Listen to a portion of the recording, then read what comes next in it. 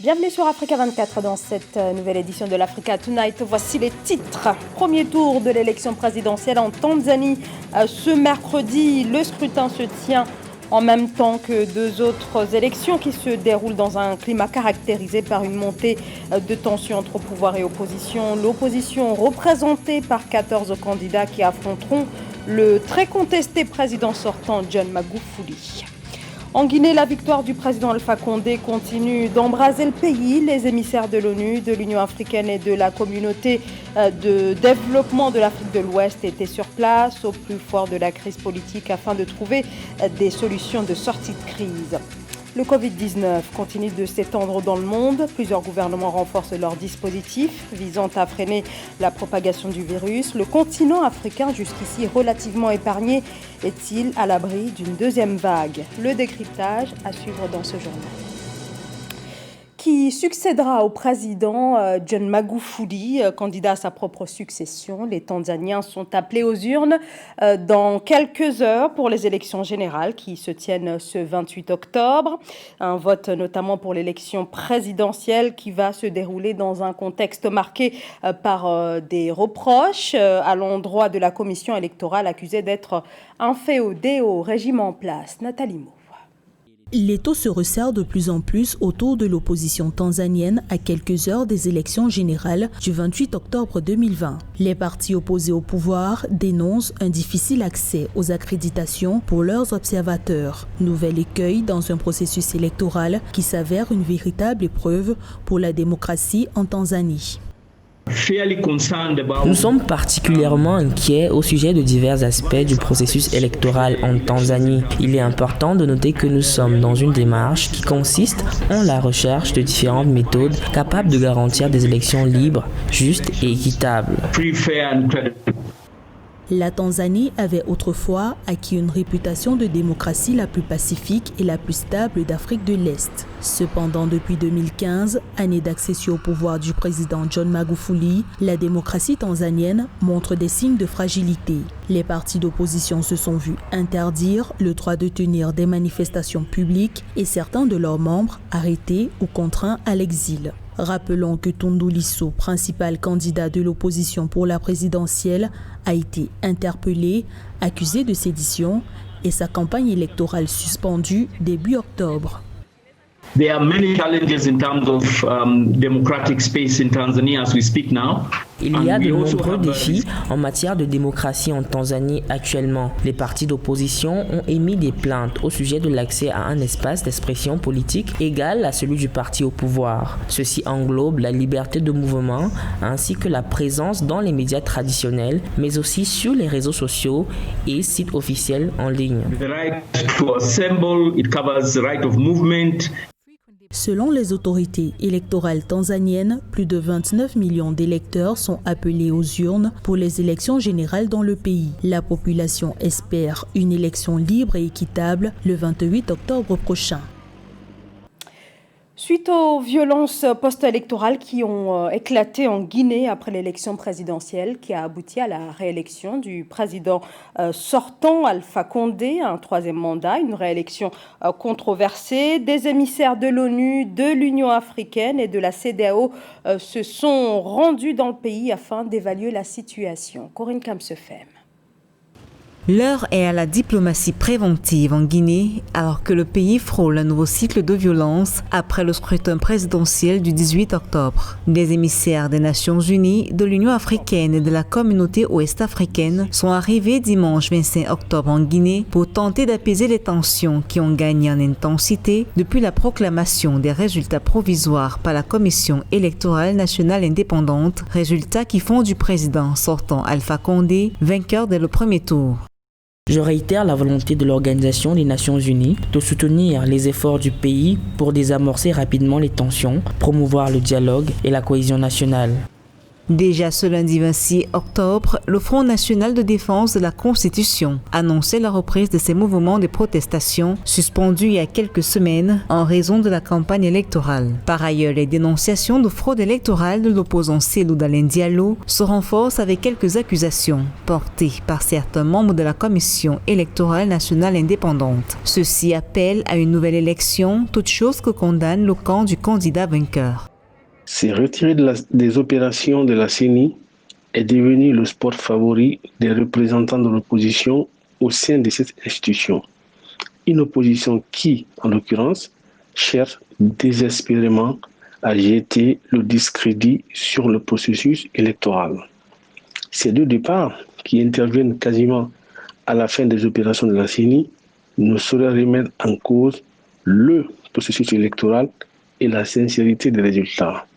5 des 7 représentants de l'opposition continuent le travail au sein de la CENI et les observateurs internationaux qui ont suivi pratiquement tout le processus électoral sont également sur place et la Cour constitutionnelle est encore là pour veiller sur la régularité des différentes étapes du processus électoral.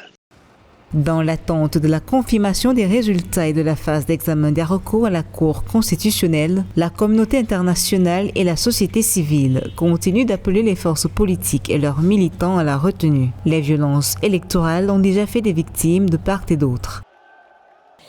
La CEDEAO, l'ONU et l'Union africaine qui exhortent les autorités guinéennes à lever le blocage du domicile de Cellou Dalein Diallo, chef de l'opposition, arrivé second à la présidentielle avec 33,5% des suffrages selon la commission électorale. Son domicile est encerclé par les forces de défense et de sécurité depuis le 21 octobre. Cellou Dalein Diallo dénonce une mise en résidence forcée par le régime du chef de l'État Alpha Condé. Le siège de son parti, l'UFDG, a par ailleurs également été fermé depuis plusieurs jours. Le Mali et la France en désaccord sur les pourparlers éventuels avec les groupes djihadistes. En visite à Bamako, le ministre français des Affaires étrangères, Jean-Yves Le Drian, a rejeté cette possibilité qui se trouve être l'une des recommandations du dialogue national inclusif malien. Le point avec Gladys Mwamba. Interférence sur la ligne Bamako-Paris. Le Mali et la France sont en désaccord sur l'ouverture d'un éventuel dialogue avec les groupes djihadistes. Ce lundi 26 octobre, les nouvelles autorités maliennes ont évoqué cette éventualité, une option qui marque leur volonté de donner un nouveau départ au Mali, pays dans lequel l'insurrection des groupes terroristes a rendu ingouvernable de larges pans du territoire. Sur cette question de me faire également l'écho des conclusions du dialogue national inclusif et qui a très clairement indiqué la nécessité d'une offre de dialogue avec ces groupes armés. La perspective d'un éventuel dialogue avec les groupes armés a été balayée du revers de la main par la France, qui compte 5000 de ses soldats au Mali. La France meurtrie par la récente décapitation d'un enseignant par un extrémiste religieux. Le chef de la diplomatie française, Jean-Yves Le Drian, en visite de 2 jours au Mali, n'a pas manqué de rappeler que les militants liés au groupe Al-Qaïda n'étaient pas signataires de l'accord de 2015, considéré comme un cadre pour restaurer la paix dans le nord du Mali. Il y aura des groupes avec lesquels on pourra parler, qui auront intérêt à s'engager dans ce dialogue pour devenir des acteurs politiques dans le futur. Mais il reste ceux dont le radicalisme terroriste est tel qu'il n'y a rien à faire avec eux. Ces débats sur la stratégie à suivre au Mali interviennent après l'échange début octobre 2020 de 4 otages retenus par des groupes armés contre la libération de quelques 200 détenus djihadistes. Une opération sur laquelle peu d'informations ont filtré et dont Paris se dédouane. La Nigériane Ngozi Okonjo-Iweala obtient le soutien de l'Union européenne pour le poste de directrice générale de l'Organisation mondiale du commerce. Ngozi Okonjo-Iweala, ancienne ministre des Affaires étrangères et des Finances du Nigeria, est également ex-numéro 2 de la Banque mondiale. Elle fait face à la sud-coréenne Yoo Moong-hee. Les délibérations pourraient se poursuivre jusqu'au 7 novembre. Ngozi Okonjo-Iweala, bien partie pour certains pour devenir la première femme et la première africaine à diriger l'OMC. 6 mois après le début de la pandémie, le continent africain n'a pas connu une propagation exponentielle du Covid-19 comme annoncé au départ. L'Afrique a été relativement épargnée, mais le virus continue néanmoins de circuler, raison pour laquelle il est essentiel de respecter les gestes barrières, d'autant plus que le Centre africain de contrôle et de prévention des maladies met en garde contre une deuxième vague. Mildred Yamou.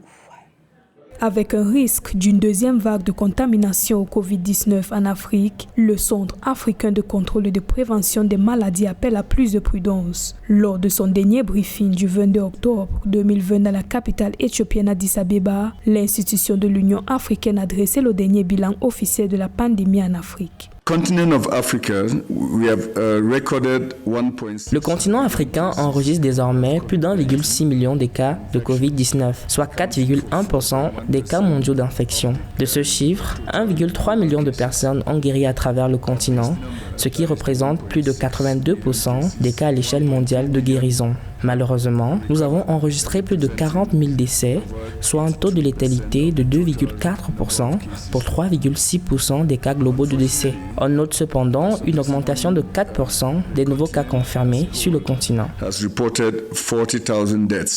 Selon le Centre africain de contrôle et de prévention des maladies, il s'agit de renforcer la coopération dans l'augmentation des tests COVID-19 afin de maintenir une baisse de la courbe des infections. À ce jour, l'Afrique a effectué 17 500 000 tests, ce qui représente une hausse de 8,8% au cours des dernières semaines. En outre, Africa CDC a distribué 3 800 kits sanitaires supplémentaires pour faciliter le traçage des contacts et renforcer la prise en charge des patients.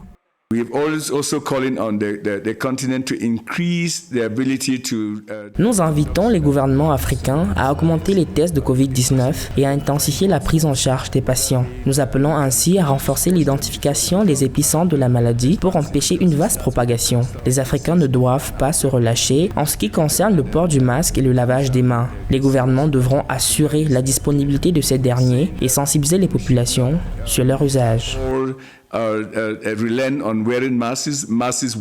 Le Centre africain de contrôle et de prévention des maladies annonce par ailleurs le lancement ce 29 octobre 2020 du programme mondial de leadership en santé dans le but de renforcer la capacité des agences sanitaires. Pour réduire le risque d'une nouvelle phase de propagation de la pandémie, l'institution recommande au gouvernement africain de durcir les mesures de prévention, en particulier au sein des établissements scolaires et de communautés locales. Au Niger, le gouvernement a adopté un décret qui concerne le domaine des travaux d'aménagement. Le gouvernement annonce la mise à disposition de 15 000 parcelles au Niger où l'accès aux parcelles est de plus en plus difficile, comme vous allez le voir dans ce reportage de notre correspondant Saloudou Alizé Mouktar. Au Niger, le gouvernement met 15 000 parcelles viabilisées à la disposition des travailleurs, suite au constat selon lequel l'accès à des parcelles devient de plus en plus compliqué pour les citoyens, surtout dans la capitale Niamey. La hausse des prix est l'un des facteurs principaux qui empêche de nombreux travailleurs désireux de construire leur propre logement et de réaliser leurs rêves. Cette opération entre ainsi dans le cadre de l'amélioration du bien-être des populations nigériennes et des travailleurs en particulier. Voilà 10 ans que nous attendons. C'est une solution alternative parce que ce qui était prévu, c'était des logements sociaux. Et c'était une promesse également électorale du président de la République. Donc c'est moins que rien. Et pour les syndicalistes, c'est un acquis, donc on ne refuse pas un acquis, mais nous sommes très loin du compte par rapport à nos attentes et à nos espérances. Un accord vient d'être conclu avec un promoteur immobilier.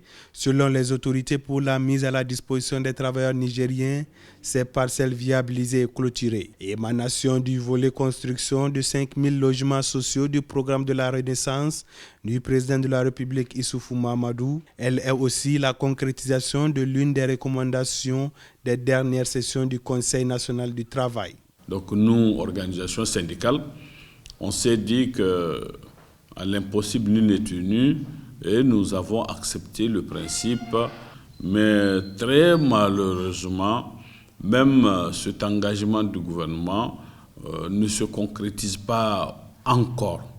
Nous avions eu l'information selon laquelle cette opération n'est pas prise en compte dans ce projet de loi de finances.